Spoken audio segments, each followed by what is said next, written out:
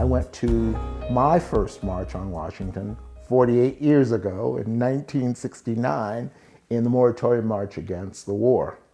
And what made that significant was that about 15,000 people from my campus went, and we crossed the country in motor coaches and in school buses, and we slept on church basements and the whole thing. All of those rugged things that one is supposed to do when protesting. An important aspect of the fact that we all went to Washington March Against the War was that we sort of went in secret. Nobody fessed up to their parents before they left, because you don't want mom and dad saying, no, you can't do this. So after all, we were young adults. We were out on our own.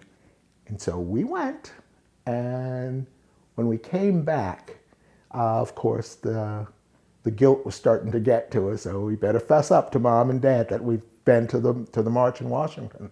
And so a group of us that had traveled together, who lived together on my residence hall floor, we got together in one room, and we decided to make the calls all together as a group from one telephone. And some parents were pretty cool with it. Some parents, admonished us not to do anything that foolish again. But one parent's response was really significant to me, and I'll never forget it. It was one of my best friends. He was talking on the phone, and his face went kind of ashen. And when he hung up the phone, we said, "What happened?" And he said, "My dad just told me that I'm no longer his son." When I made my call the last of the calls that were being made. And my dad picked up the phone, and I asked if mom were home, and he said yes. And I asked that she got on the extension, and she did. And my dad says, "Yeah, what is it?"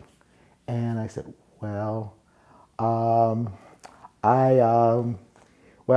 I'm just getting back from Washington because I was at the march."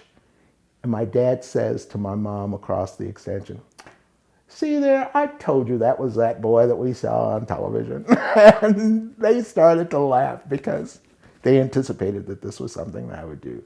So no admonishment, no rebukes, no lectures. They just accepted it. Later in life, I was my mother's sole caregiver for 18 years. Into the process of having all of the conversations, she did not want to go with anything unclear, and I did not want to let her go with anything unclear. I said to her one day, I says, "Mom, now I think I know the answer to this, but I just want to ask you because I want us to talk about it, if I'm wrong in what I'm thinking." I said, "Now I know that you are a woman of faith. You've always been, you've always exemplified that. But let me ask you this. Does my sexual orientation compromise your sense of faith?" And she looked at me as if I had lost my mind. And she said, in pointing her finger, "You are my son." And she was done with it. And of course, what she meant was that, as she had always exemplified, that the stewardship of parenthood was more important to her than any religious dogma whatsoever, and that she felt that that was her number one duty in terms of her children, was to always be an accepting parent, and she always was. Well, the connection between my experience coming back from protesting the war and my experience of doing an assessment of what my relationship had been with my mother and my parents throughout my life was simply this. I benefited from the support that they offered me. Neither politics, like the war, nor religion, like the faith issues, came between us.